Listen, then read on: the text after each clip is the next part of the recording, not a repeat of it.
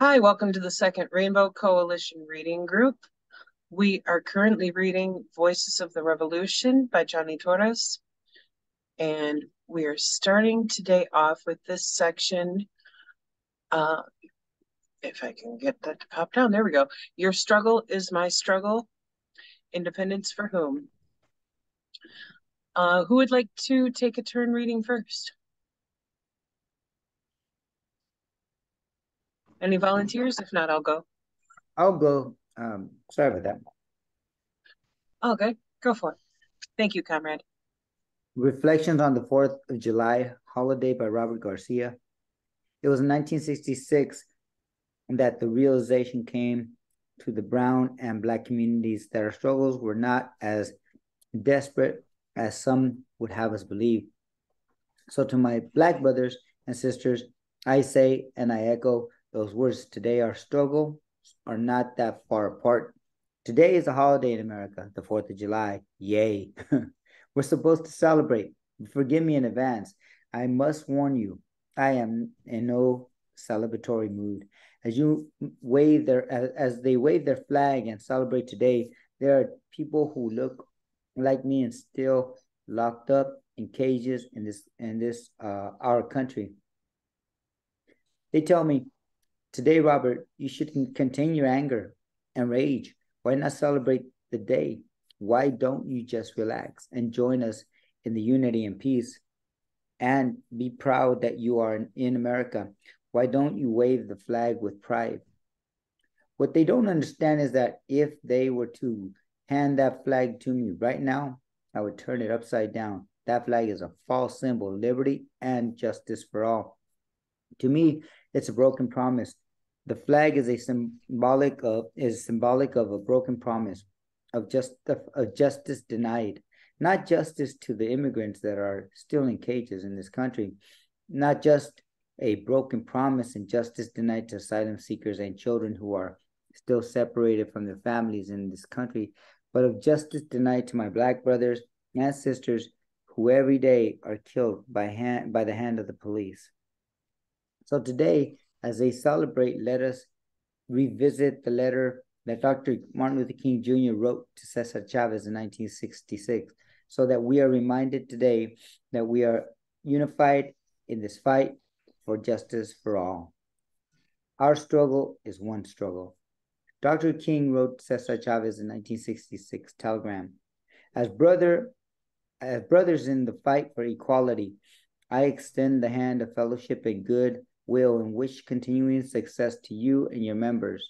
The fight for equality must be fought on many fronts, in the urban slums, in the sweatshops, in the factories, and in the fields. Our separate struggles are really one, a struggle for freedom, for dignity, and for humanity. You and your fellow workers have demonstrated your commitment to righting grieving workers forced upon exploited people. We are together with you in spirit and in determination that our dreams for a better tomorrow will be realized. Today, instead of celebrating, I chose to remind my fellow Americans that my anger is justified, that their flag is a lie. It is a broken promise. A mis hermanos y hermanas, con todo mi corazón, les digo, hoy les prometo, su lucha es mi lucha.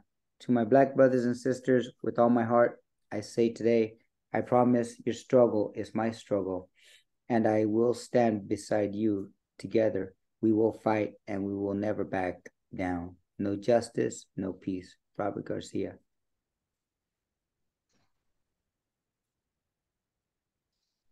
Beautiful. Thank you, comrade. Um, Before we move on to the next piece, I'm curious, Johnny, do you know Robert Garcia personally? Do you have any backstory on him, or does anybody else here? Um, I was talking briefly about him on the last time we were on the Zoom. Was it? Okay. I guess Sunday. I mentioned him briefly. I don't know if you were there, but I Um, can say it again. okay. I was, but I've got Swiss cheese memory. It's okay. There's some. It happens to all of us. Well, I met Robert on Facebook, he ended up telling me, he does he's an activist, and he helps asylum seekers to I guess he helps them out of there, out of when they're in ICE detention centers. He helps them out. Believe that's his side project, doing that, helping them out. And one of the people who in the book, because I guess they were a poet as well, and they wanted to keep their name, what's it called, they wanted to keep their name hidden from the public, so they used a different name. So we already read her poem already, and it was her being in ICE detention, and it was an amazing poem about struggle and finding a way out and believing in yourself. So it was amazing. So he's a writer himself. I didn't, I barely even know him, but he told me he's a poet as well, and I him the book that we were curating, and he wanted to be a part of it. So I guess he wrote a bio, two poems, and he got somebody else to write another amazing poem. So he did play a huge role in this. He's not in the second volume, but he did write an amazing piece. Like I said, he wrote a couple, so that's all good. He definitely made his mark in the book for sure. Awesome. Yeah, I remember her poem, the lady that he helped get out of ICE. And that was beautiful and moving. So thank you for connecting those dots for us. Yes, of course. Okay. Would anybody like to take the next turn in reading Sharana Lee Sati's piece? I can read try it. it. Go for it, comrade. Who, me or him? You go ahead. Okay.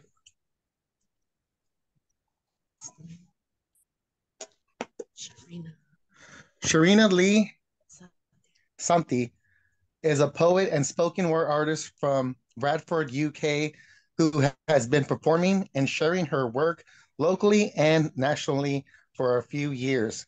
This led to her work being recognized by the Verb Poetry Press and the release of the book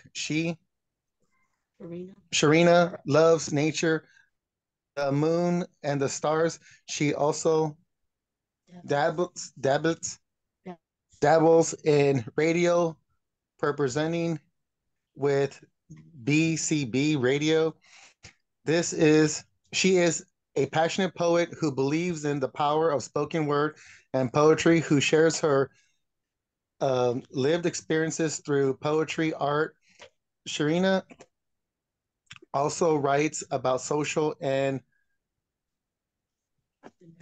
environmental issues. She uses her voice to help amplify others, encouraging and supporting others to share their truth.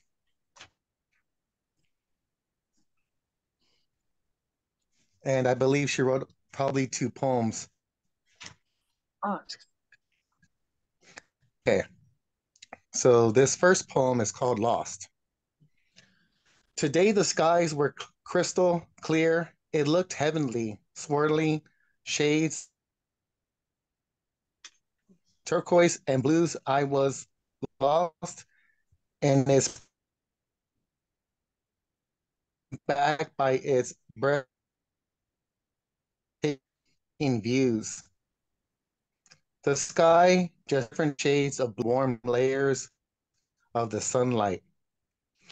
Its heat penetrating my skin. I gasped for air, breathing deeply, out deeply, losing my concentration as it slowly kicked in. This empty shell of nothing had another heartbeat that beat strong deep within. Yes, this intense cloud of darkness stamped heavy on my heart. I was plagued by their words. It made me ill. It made me weak, yet hoped lied, listening to the humming of the birds that sat upon the branches and allowed me just a few minutes to escape their verbal abuse, allowing the words to sink in. I was pregnant and I'm getting told I should have had an abortion, like it's their right to choose, screaming at me it's the best thing to do. Just rip open your uterus, suck out the blood cells. They think it's like chuckling away your old shoes. Get rid of it. Their voice is echoing in every wall of my room. I kept my eyes fixated on their clear blue sky, breathing heavenly, trying to squeeze the tears back in that kept falling from each eye, struck by the pain. This gripping pain that was eating away at my very soul, slurring their comments at my unborn child's ethnicity, can't pronounce it right, trying to grasp me under their control. I was drowning in a sea of hatred because of my unborn child inside of me. I was lost in my thoughts, trying to escape their words, but there was no way of breaking free. Their brutal words darkened my skies. I was mentally fighting for my own sanity. Lost in a whirlwind of emotions, pregnant with my first child that was secretly carved, that I secretly craved to love and to be loved by a piece of me, no longer lonely, but saved, yet screeching in my ears where the voice, you have ruined my life, ruined your life. I sat on the floor in my living room that day, wishing I could run someplace far away. I felt alone and afraid, hiding within myself. Their threats burned like paper, setting my own happiness alight, leaving ashes of dust. What there, what was left of me? They say, family are the ones you must love and who you must trust. I was always the weak one, the vulnerable one, the yes, of course one, to keep the peace, everyone's happiness before my own. I was lost in their rage, and just few minutes before, all I wanted to do was dance in the sun because I was happy. No longer alone, my thoughts circulated and my body cringed at their every words. After they slurred their abuse, they slammed the door shut. My inside shattered piece by piece. I shattered, I was lost in a place I once knew. An empty vessel, a shell of nothing, holding on to the little life growing each cell and tissue. But I was still lost and didn't know what to do. I sat there alone, my hands wiping away the salty tears that drenched my lips, and their voices went around and around inside my head. I wouldn't be free unless I was dead. I stood up and I composed myself. I knew one thing for damn sure, that this life inside of me was mine. I refused to give up my child because I wasn't pure enough for their bloodline. It was in that moment, every single drop of me, the anger, the rage got me to the single feeling, the go fuck you stage. My child will be born and she will not feel no loss, no confusion. She will be happy and carefree. For my unborn child will only every need one person, and that's me. She is my gift of freedom. Oh, that was very powerful and That was sad too. beautiful. Yeah, it really did open a lot of emotional walls for sure. Oh man. That's weird because I've read this before, but I never read it like this. That How does everyone else feel? really moving. I mean, the things that she had to deal with from people around her telling her that she needed to have an abortion. Like, no, that's not how you Oh approach anybody my who's God. pregnant. You tell them you're going to support them, whatever their choice is, you know? Exactly. Comrade Joe, I see you've got your hand up. Ugh, man, very powerful. Yeah, it just goes shows the form of racism and the way people bully each other, and to even have the feeling of she would have to have an abortion because it was a mixed blood child. Um, definitely heart wrenching, and you can hear that in her words. But how she decided in the end, that's all. That child only needed her, and the world was going to love her. The child, should I say? A gift of freedom. That was pretty good. That's all. Thank you, Comrade. I see Shanti, you've got your hand up, and then Comrade Shay. Yeah, this is once again another example of that 1-2 class punch of racism and patriarchy because, the anguish that she had to go through to deal with these racists, because that's who they are, you know, telling her to get an abortion because, they don't want in their words, a half-breed child, like once again that belief that the plurality, that humankind is divided into plurality of races, and keeping that so-called racial purity intact, like, and on top of that, you know she's conceiving a child. So these class conditions you see very, very, very too often here in African and Chicano communities, especially against Africans and Chicanos with the capacity to conceive, which can be of any gender experience. And the fact that she was able to stick to her guns and make it known that they're going to have to deal with it or not deal with it at all. To still have this child and not collapse under uh, their brunt of backlash. That was very, very powerful because it's a too far too common reminder for African women, for Chicano women, for anyone with the capacity to conceive, to deal with that 1-2 punch of racism and patriarchy. So it's very, very powerful to address all of it at once.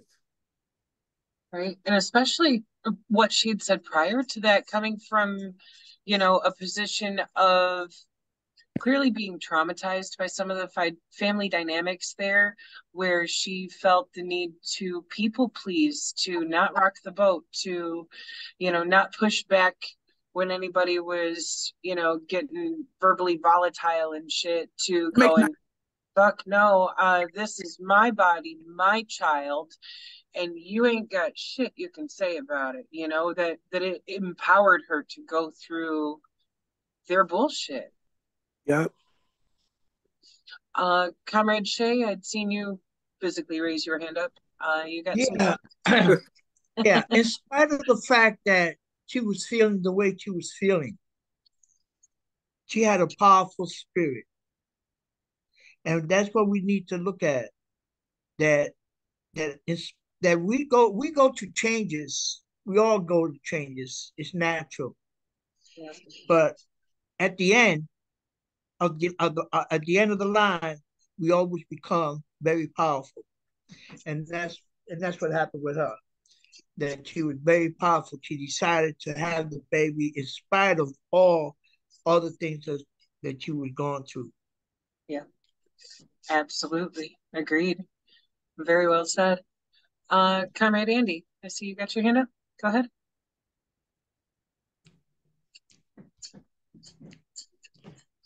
Hi, yeah.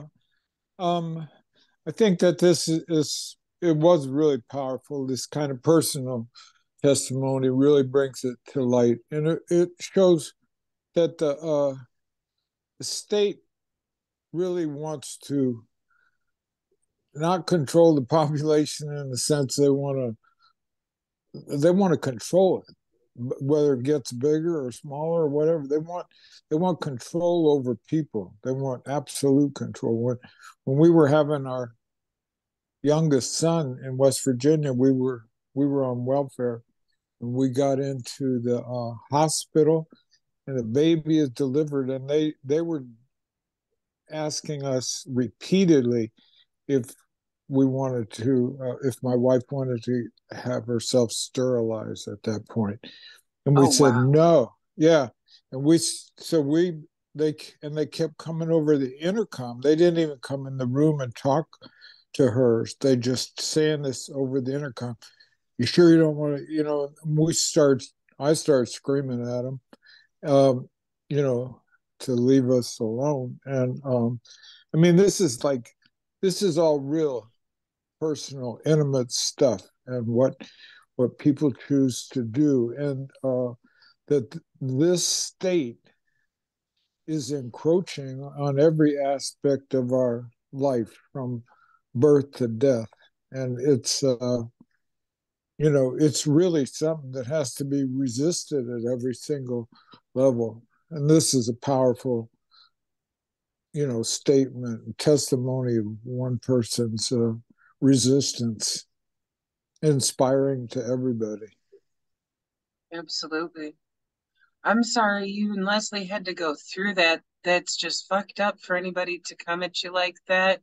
No different than it was fucked up for them to come at Sharina like that, of like, why don't people understand to stay in their own lanes instead of feeling like their opinion about someone else's circumstances should determine whether or not they have children, Like, Yeah, I think it comes from the authorities, the state welfare department. I mean, look how the DCFS does. I mean, people are, you know, they're living in fear under constant supervision. If they're on welfare or something like that, they're always having to worry about people coming taking their kids away. I mean, it's nightmarish.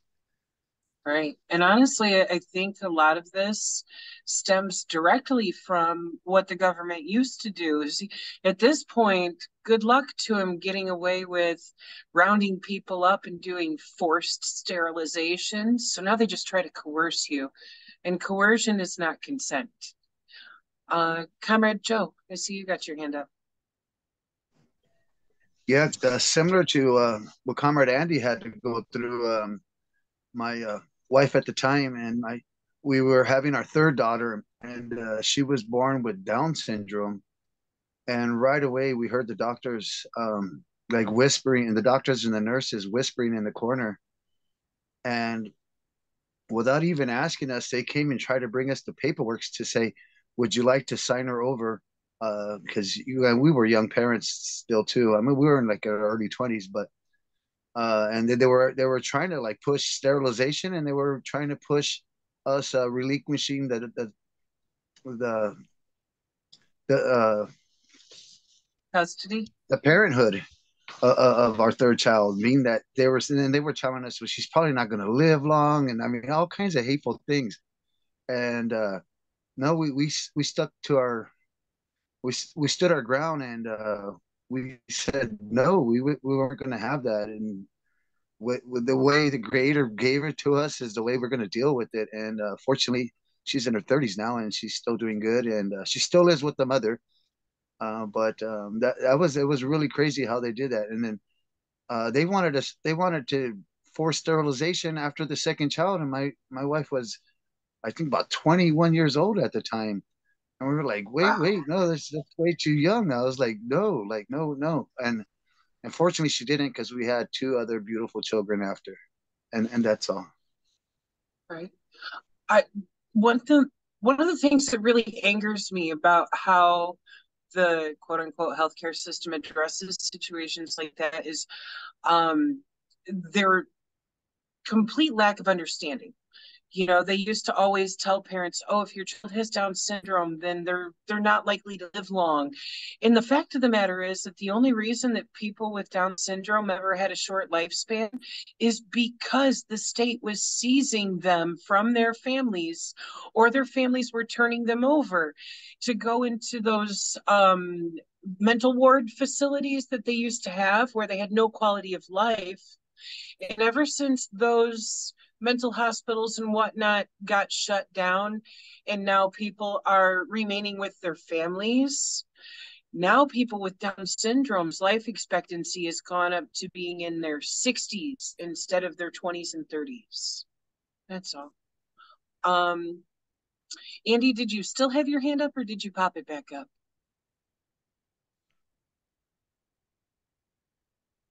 No, I mistake. I'll take it down.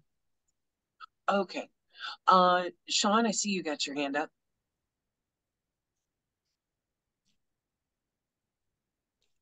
Comrade Sean? Well, honestly, I had a point. I kind of actually forgot it because I was listening to other people vent, and I was like, oh. Oh, well,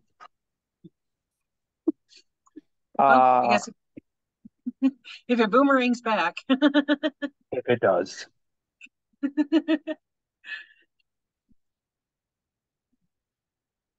All right. Well, if nobody has anything else to say about Sharina's piece, move on to the next one here. Comrade Andy, would you like to take your turn reading?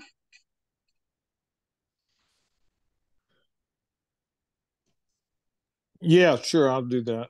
Let's see.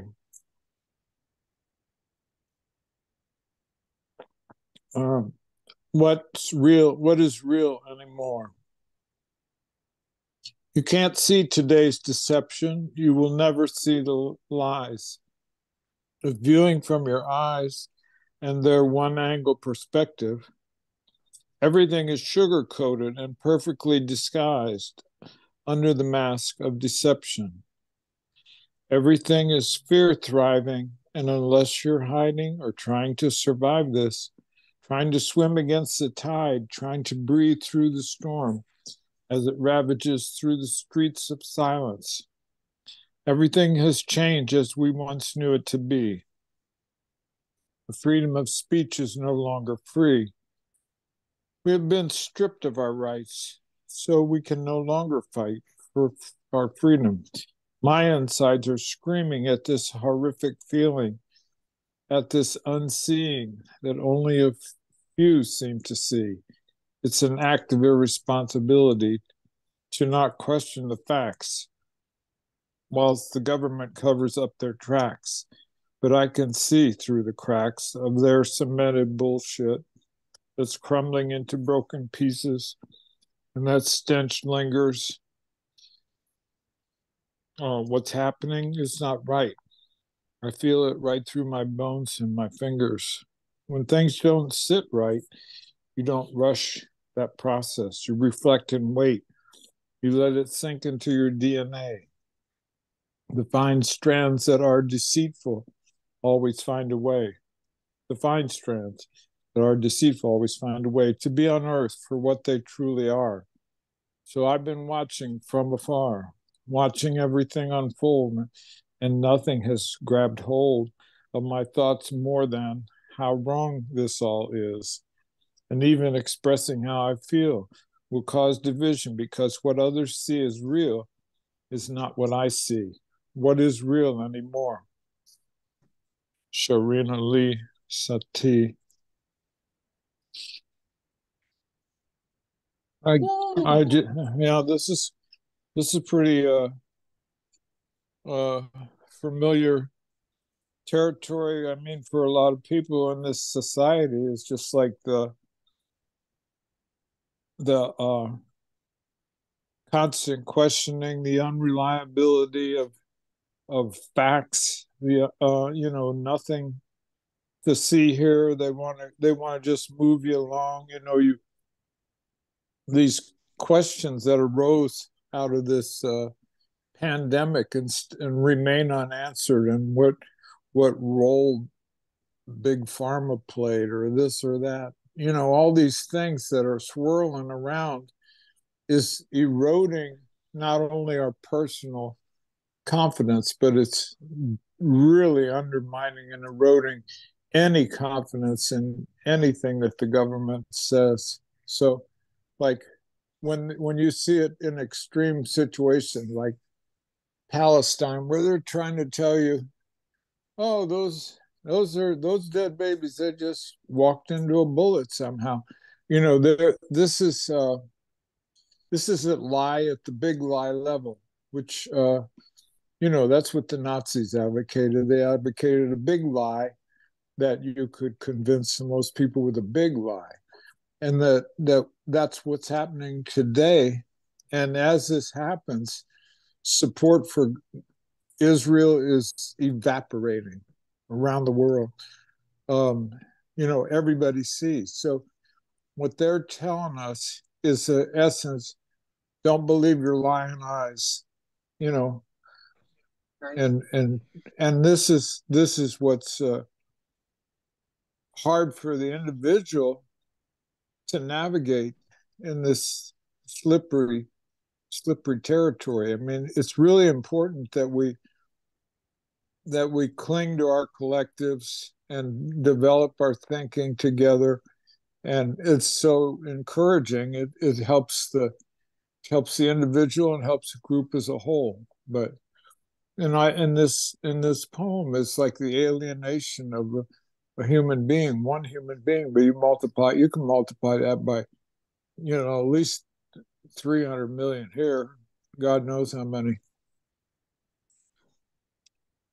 It's one of those things of it's systematic gaslighting, the way the government and its propaganda arm of the media works like that, to constantly keep people believing bullshit, lest they question any of it, And I can't remember who it was, but there was a quote I'd seen not too long ago from some top government shithead like 100 years ago saying that, we'll be successful once we have everyone convinced of a lie and believing in that lie wholeheartedly, That's exactly what they do when it comes to the media. Like, they will put enough little tidbits of truth in there to make it sound believable, and the rest is bullshit.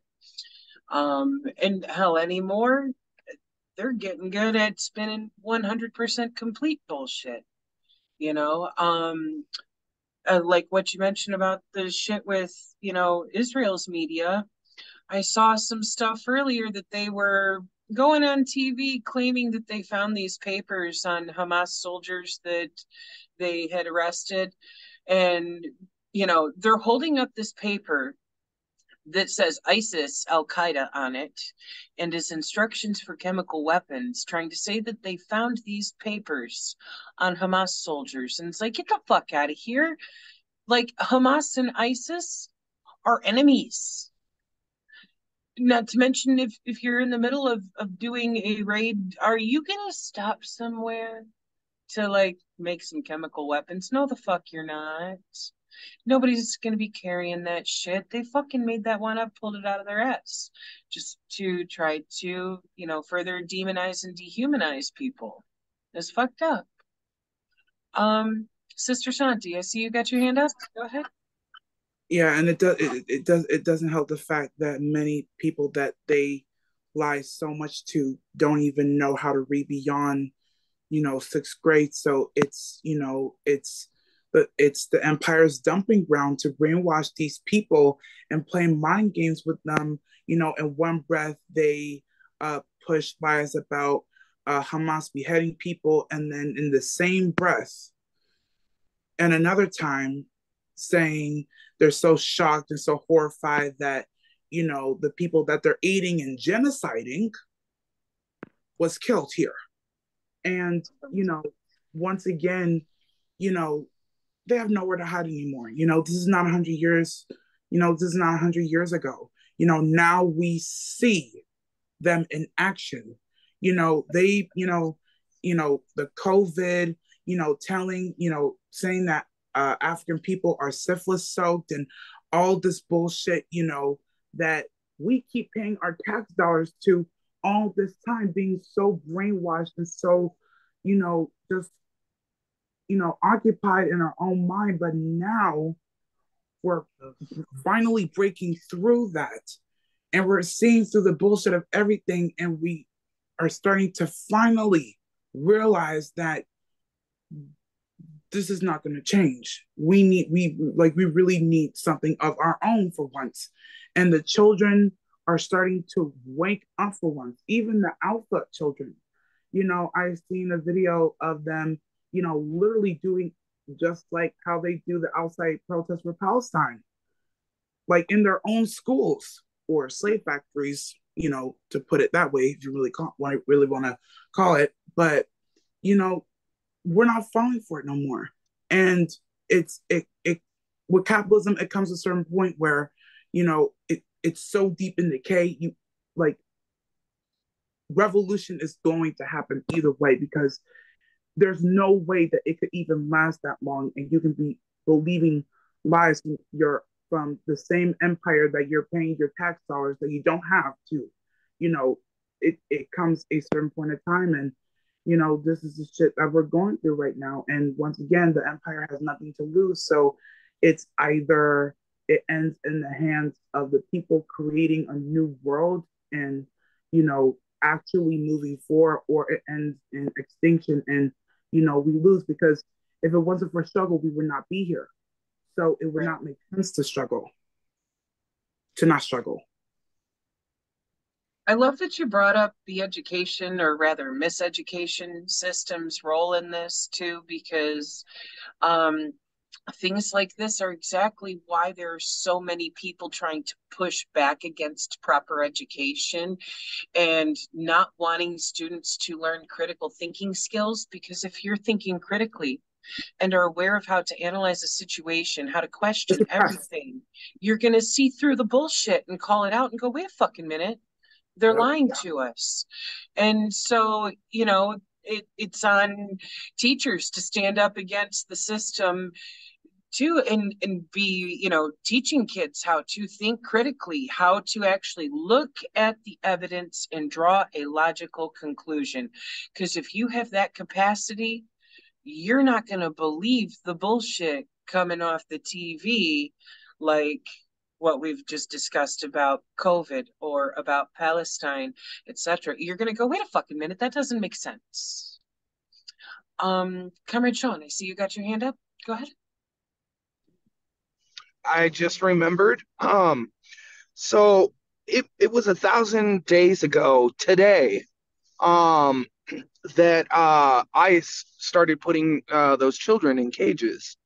And considering the U.S. history of forced sterilization of Native peoples, I can't help but wonder if anybody and everybody that is in ICE detention right now hasn't been subjected to a forced sterilization while they were unconscious. Honestly, I wouldn't be surprised either, because it would have to be done dirty like that, of a situation where people aren't being, treated with any kind of human rights or autonomy over their own skin suit. And this government is fucking sadistic, so yeah. Yeah. I had another point, but who knows if that will roll back around in my head. So that's all for now. Right? If it does, let us know. Them boomerangs come.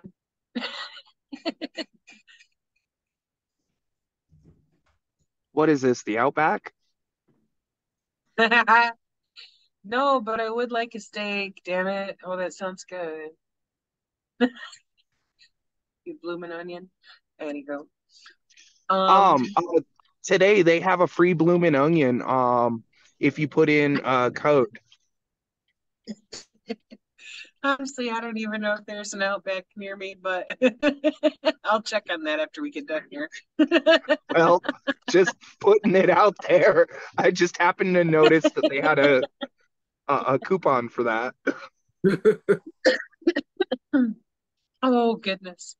Thank you for the heads up, Comrade. No problem. Would anybody else like to take a turn reading? I can go. Okay. Go ahead, comrade. All right, bet. Bio, Smokey X. My story begins like that of many young Chicanos. I grew up on the dirt side of poor, with a single mother in Fillmore, California. I was raised alongside two sisters and two brothers. I saw firsthand how this system took advantage of our people, how I and my mother and my siblings were looked down upon because we weren't Caucasian in a mostly Caucasian town, where the threat of ICE showing up at our home was dreaded daily, and my mother being denied employment because of her immigration status, which threw us further into the black hole that plagued us. In 2004, at the age of 12, after losing my older brother, I was sent to live with my family in Compton, California. That's when the path of my mental prison began. I knew nothing about race until seeing firsthand how us, Chicanos and African Americans, were pitted against each other in the form of mental slavery. From a young age, my mother told me my great grandfather was a man with African descent and taught me to embrace my African roots as well as my Mexican roots. Very important to know here. So, growing up, I saw no difference. I knew there was melanated folks and Caucasians.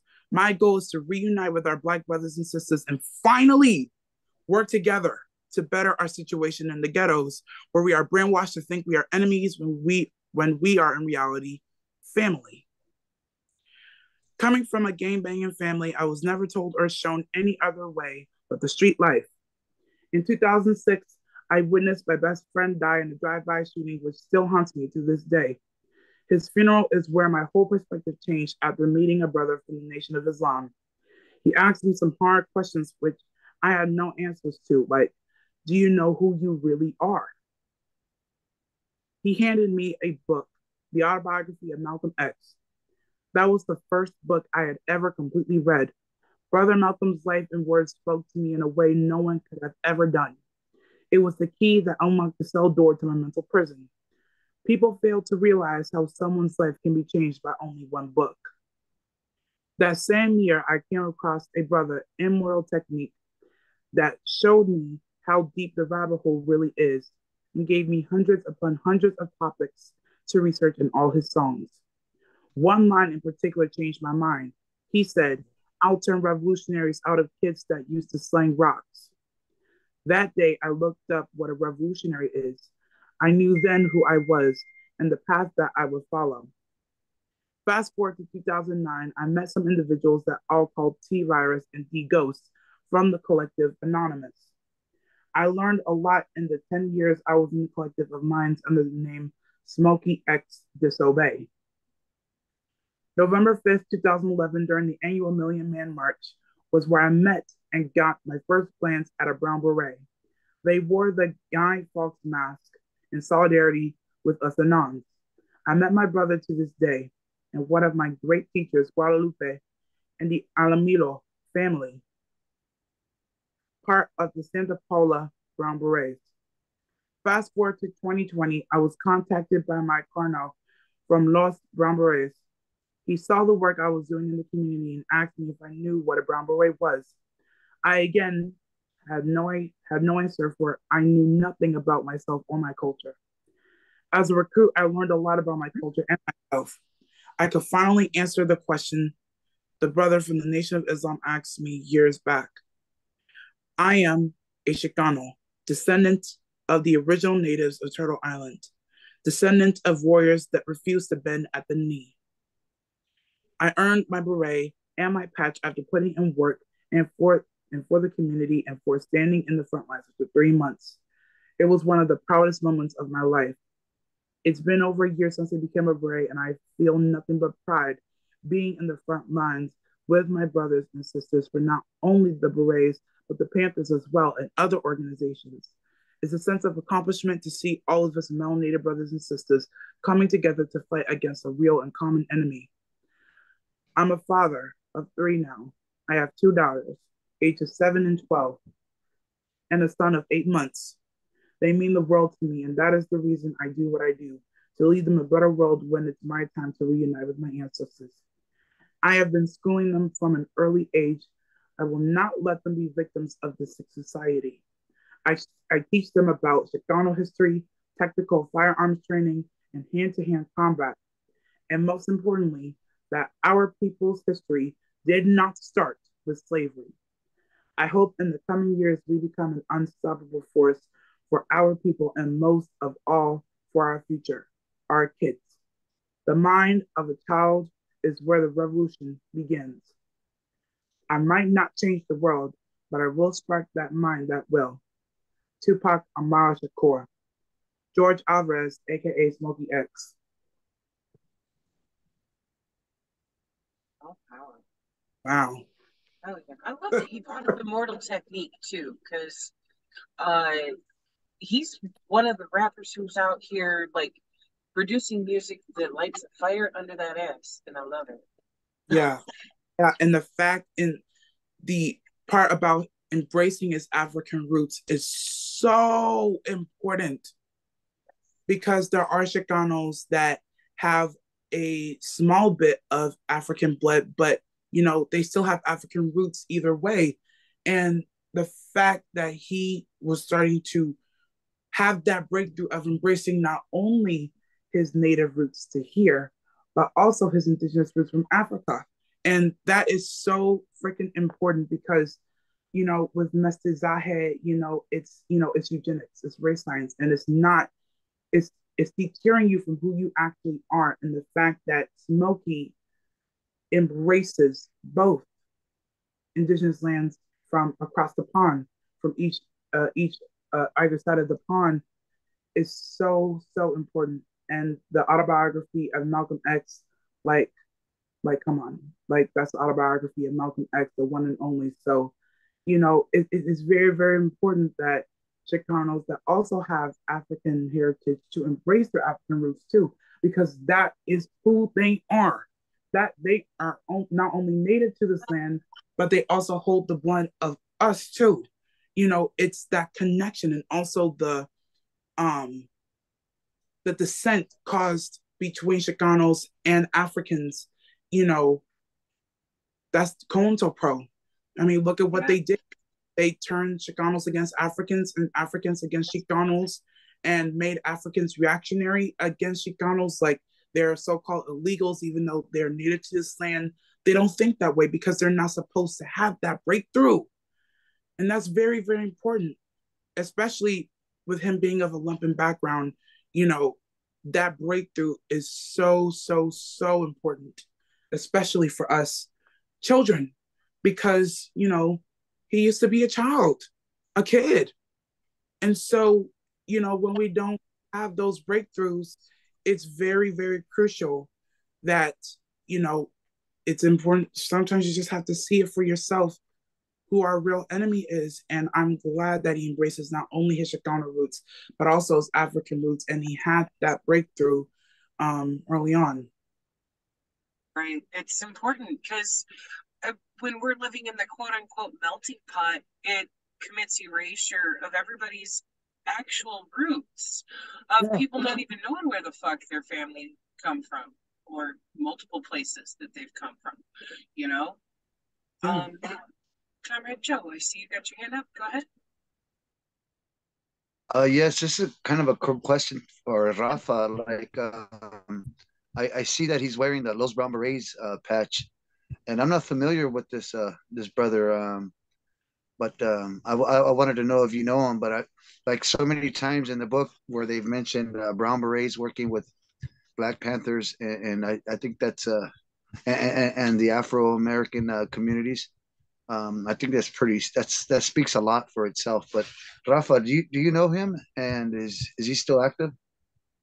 I don't know him personally, but I've seen him. So I don't know if he's still active. I can't speak to that. But yeah, it goes to the whole autonomous, organizing that we do on a national level, where you'll see people wearing a brown beret, and they'll be from different formation.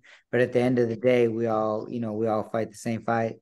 And that's the beautiful part. And I too like the part where he embraces his Africano roots, because that's something that we as Brown Berets have really evolved to include more people than in the 60s.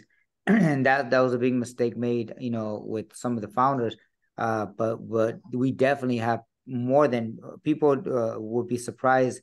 Even out of New Mexico, we have a brother who looks full 100% Africano, and even people don't know this. Emiliano Zapata, a famous revolutionary from Mexico, everybody wears pictures as posters.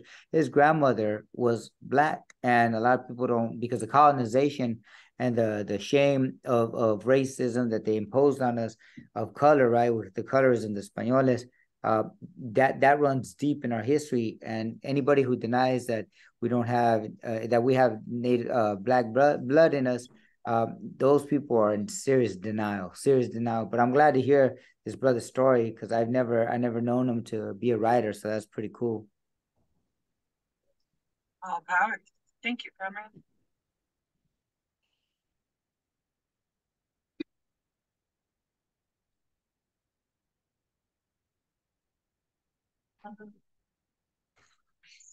I believe Sean and myself are the only ones left who haven't taken a turn reading. Sean, do you want to take a turn? If not, I'll go. I am currently driving to an In-N-Out for me and my sister, so Okay, eyes on the road then. No worries, Conrad. safety third or something. Right. Okay. I will read this one then. Bio Tonyadzen. Am I pronouncing that one right? Tonancy. Tonancy? Okay. Thank you, Yes. Carmen. Tonancy Rodriguez was born in Nuevo León, Mexico. Her migration journey took her to the state of Texas. She became an activist at an early age when confronted with the racism and discrimination against her people, the migrants arriving, and the Chicanos who were already here. We must recognize that even though we have different experiences and come from different tribes, we are the same raza. We are the indigenous peoples of this continent. Nosotros somos de esta tierra sagrada. We are one powerful native nation. Tonantzin is a published Spanish bilingual poet and speaker. She plays the hand drum and sings the Nahuatl cantos of her people. Did I pronounce that right? Nahuatl? Or is it Nahuatl? I know it as Nagual. Nahuatl? Okay, thank you, Carmen. She has taught workshops in poetry in area schools. She was co-organizer of WAT Houston Word Around Town Poetry Tour. Her bilingual poetry book is titled Puro Corazon.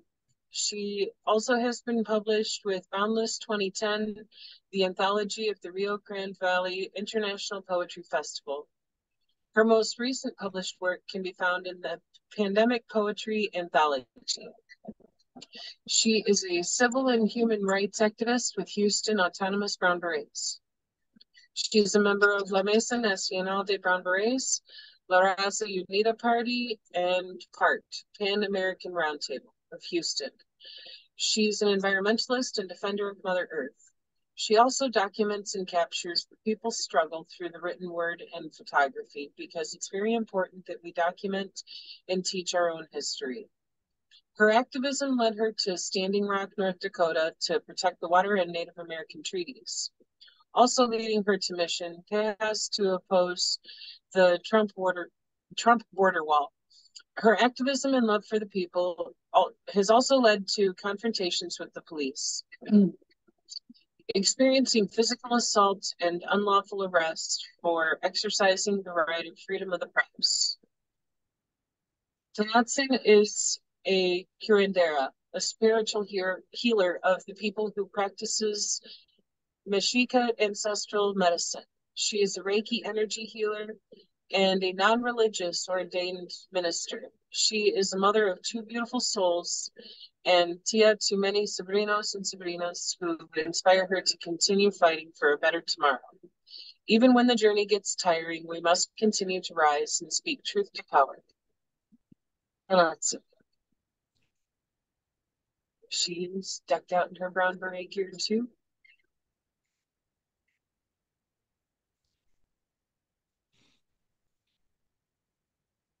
Indigenous Revolution. The conquistadors have long removed their armor and traded them for expensive suits. With their power and greed, they've created a money-hungry beast that goes by the name of corporate America. They will never understand the spiritual connection we have with the land, our mother. They have no loyalty to her. They will continue desecrating her in order to feed the beast. For hundreds of years, we've been enslaved on our own lands. Our minds have been controlled by those in power. It's time to awaken and allow our ancestors to help us remember. It is time to put on our spiritual armor and fight to protect what is sacred. Mother Earth needs us. This is not a movement, this is a war. It has been declared by the people that we will no longer be ruled by rich cowards who are poor in soul. We will not be ruled by a government who doesn't honor our civil rights. We will not be ruled by this nation that continues to oppress our mother and its people. You may beat or bind us down, but you cannot break our espiritus. Your fear, your violence, and your weapons will not destroy our prayers. They are connected to Creator and Mother Earth. They are sent off into the wind, into the ground, into all living things. Our prayers are alive. They've been sent. That was beautiful. Yes, she's one of my brown beret sisters here in Texas. We protested a lot together. We have been in events where we read our poetry and whatnot. So she is a very powerful poet and brown beret. She I don't know what happened to her right now. I guess she went to Mexico to go find herself and to go do some activist work over there. She didn't really say much to a lot of people. She just left. So I haven't really heard from her. She's not on social media anymore. So this is there are certain people from the book who kind of disappeared because there were certain people on it. I kind of tried to get in contact with them and told them that the book has already been published, but they never heard back. I never heard back from them. So some of them don't even know the book is out. I don't know what happened to certain people, like what happened to their lives, because a lot of things changed in those 2 years when they gave me their stuff from it being published, and where are they now kind of thing, where I'm kind of looking at certain people. Some of them are still active, some of them disappeared, some of them don't want to talk about it no more, some of them moved on, some of them evolved. So it was a huge transformation for a lot of people who were part of the book. But I guess what was important, we all got to share something, a part of ourselves and our souls to be a part of something bigger than ourselves. And this was this anthology book. So it's everyone played a huge role in it. And I was very happy with all the, with the results of the whole thing. But so far, I love it. So I'm thinking y'all love it too. So that's good. Absolutely. Every one of these pieces we've read has been just really inspirational, thought-provoking, and sometimes punching us in the souls. And it's so needed. I'm guessing that Sean is probably still driving, so I'm curious, Comrade Rafa, since the one you had read was pretty short, do you want to take another turn? Sure. Bio origin story, Cynthia Barajas, Brown Beret. In 1968, in the Inland Empire, specifically the historically Chicano barrio of Casablanca, was experiencing hyper-policing from the Riverside Police Department. Simultaneously, Chicano students were experiencing unequal education, segregationist school policies, and discipline disproportionate to their white counterparts. At Ramona High School, an UMAS chapter was formed to demand change within the school district. They were demanding more Chicano teachers, counselors, culturally relevant programs. I was involved in UMAS and was very outspoken about the inequality Chicano students faced at Ramona High School. As a result, the organizing on campus, I was targeted and blamed for a school riot that was common amongst internally segregated schools. I was expelled from all schools under Riverside Unified School District and was forced to attend school in Orange County. This is when I joined and became involved with the Brown Berets. I got involved in the Chicano movement that swept the nation. The barrio of Casablanca was no exception. While going to school in Orange County, I was approached by a Chicano counselor at Ramona High School who helped me fight back to return to the district. The district allowed my return, but I was sent to a continuation school in Riverside's east side. While attending continuation school there, I made time to attend UMA's meetings back at Ramona High School, being the central focus point. In 1969, we continued to organize within our community and within our schools. We continued to walkouts and acts of civil disobedience long after the Chicano walkouts. We began to organize the community against the racist policing tactics of the Riverside Police Department, and were met with great resistance. There were so many cases of police brutality. Undercover agents provoking inter-gang violence and extrajudicial killings as a result of police violence.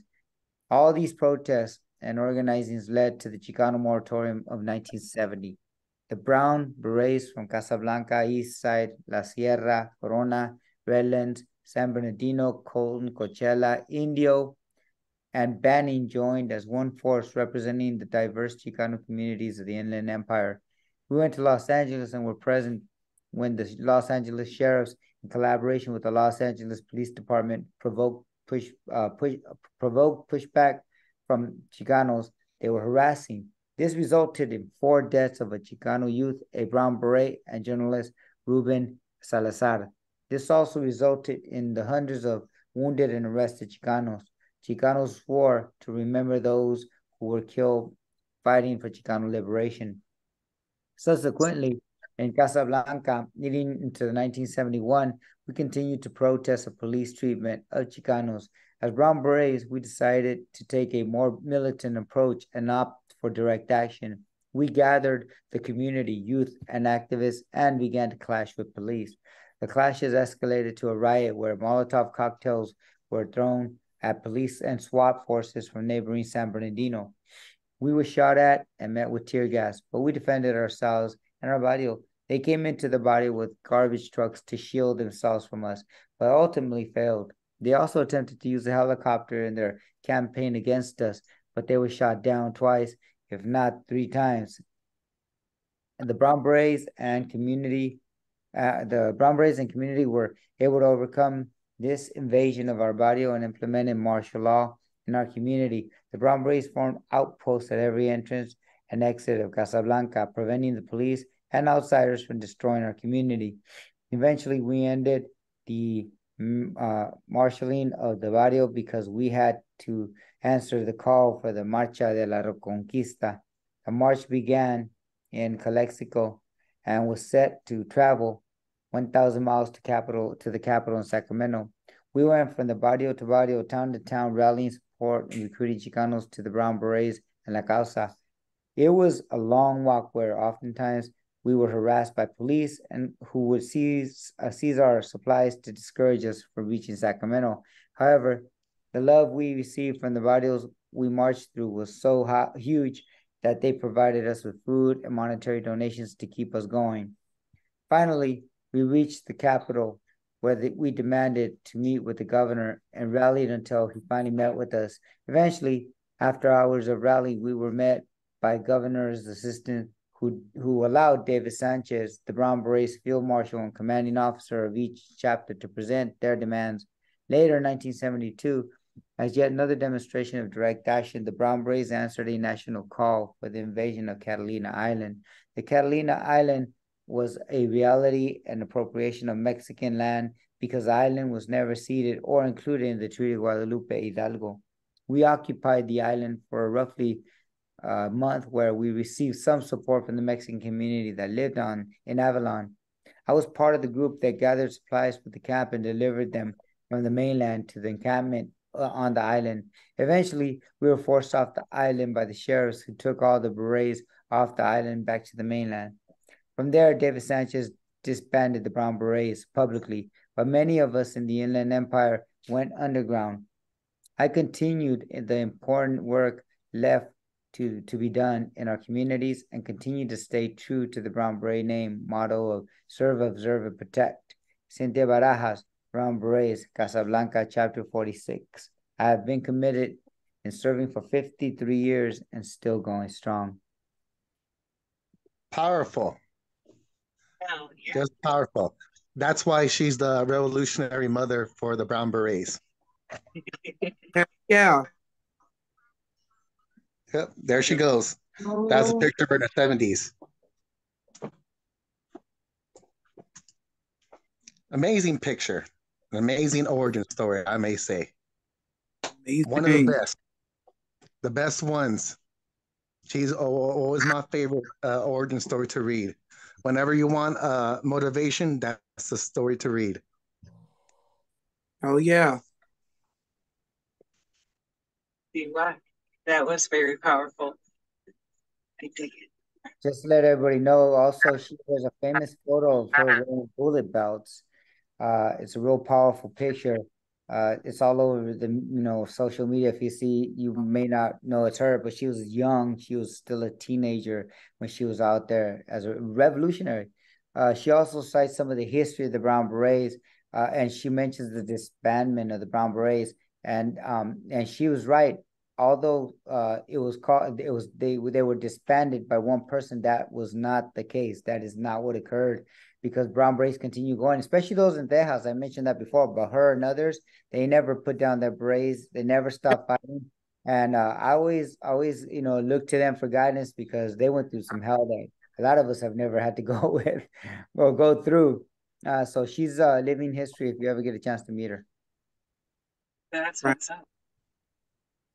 Okay. Thank you, Conrad. I think this one is probably our last one for today. And I just realized, Comrade Shay, you haven't gotten a turn to read yet. Would you like to? Yeah. Yeah, okay. No problem. Please and thank you. Bio, origin story, Brown Beret. Colonel Anthony Martinez with the Brown Beret National Organization, Chicago chapter. I'm a Brown Beret, not by fault, not by choice, but by legacy. My my uncle was a Brown Beret in Chicago in the late 60s and 70s. He passed down his beret to me. I now wear it with pride and dignity. Since we returned to Chicago after nearly 30 years, my fellow Brown Berets and I have accomplished many important things in Chicago during the past 5 years. Chicago was represented in the past through Chicano member Moran, can't pronounce, at a community event we made at ICE, Piñata that made national news, etc. We were able to successfully remove a Christopher Columbus statue. Oh God, beautiful. I probably wear the original gold, La Causa patch on my brown beret. I continue to help others in need despite who tries to stop me. Que viva la causa, Anthony Martinez. Oh, I love this. And I actually know Anthony. I actually know Anthony. I think the first time we met, we were at Cha-Cha's birthday. And that was the first time that we met each other for the first time. And this was 3 months after I really got with the Young Lords, because, before May, I had no idea who the Young Lords really were. Not even the New Era Young Lords. And the Brown Berets and the Chicago chapter for the New Era Young Lords were doing a lot of stuff at the time. And the first time that we met was at Cha-Cha's birthday. He was really, really cool. And he lives in South Chicago. Another Chicano barrio right by me, heading towards the lake. So right before you get to Hammond, Indiana, that's where South Chicago is. He's really, really cool. And they were just involved in the celebrations for Mexican Independence Day um, last month, and we were planning on doing some things together since I mean we live right by each other, so you know it's a no-brainer. So like Anthony's really really cool, and I've been meaning to get more with the Brown Beret comrades here since you know there's hella Chicano natives here, so it's open opportunity really. Um, you know, I'm friends with some of them. I'm friends with Anthony. I'm friends with a few others that are in the area. So, you know, like Anthony really does a lot of work. Uh he's definitely real. That's what's up. Yeah, that's beautiful. Like how many connections were made at Cha Cha's birthday party? Oh my Because god, it was people so came from all over the country. it was so crazy. And the funny thing was they were having um a poor people's army event up north that same day, and like Rob was there. Rob was at Chacha's birthday. Both Robs. Corey was at Chacha's birthday. Anthony was there. Cha Cha obviously.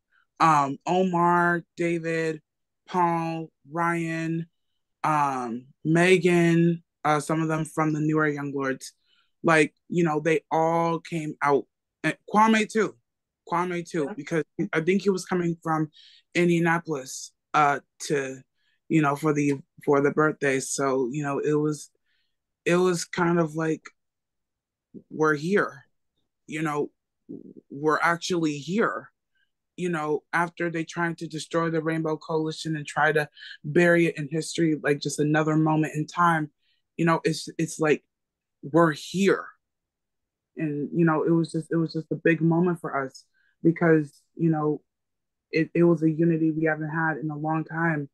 And, you know, the Brown Berets really, really showed out at Chacha's birthday. So, you know, I'm forever grateful for that. I think it's beautiful how many events have been happening in recent years, bringing everybody back together. I know a lot of the comrades are really looking forward to next summer, the Poor People's Army's March on the RNC and the DNC. Oh Um, yeah. People coming from all over the country to partake in that one too. So I'm glad that there's going to be such a strong Second Rainbow Coalition presence there too, and you know, remind the fucking establishment like We're we here to ain't stay. going nowhere. We are here We're here to to stay, okay? We're here to stay. Ain't going nowhere. This ain't 1969 no more. Y'all can't tear us down no matter how much y'all try. We're not going anywhere now, since everyone knows who the real enemy is now. So there's nowhere to hide. And if anything happens to us, everyone will know. They will know this time. They will know the real story. So we're not going anywhere. Sorry.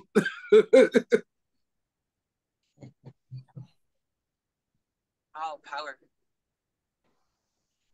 Does anybody else have any commentary on this piece? Uh, I do not so much on the last piece. I know Anthony. Not I haven't met him in person yet, but I wanted to go back to the reading or the poem or the writings of Cynthia Barajas previously.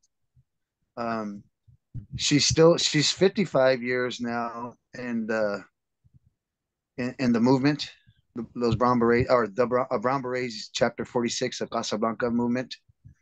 And she's such an inspiration. We talk like on a weekly basis, and she sends me messages every morning. She is hearing impaired, so it's not so much that we can have a phone conversation. But I'm really excited to hear or to say that they are having an event in Casablanca this Saturday, Dia de los Muertos event, where 5 different Brown Beret chapters are going to be joining together to attend that. And I fly down there tomorrow. So I'm looking really forward to that. She's been such an inspiration to a lot of us Brown Berets. And she also sits on the Brown Beret Elders Council. So I think that's really important to mention also.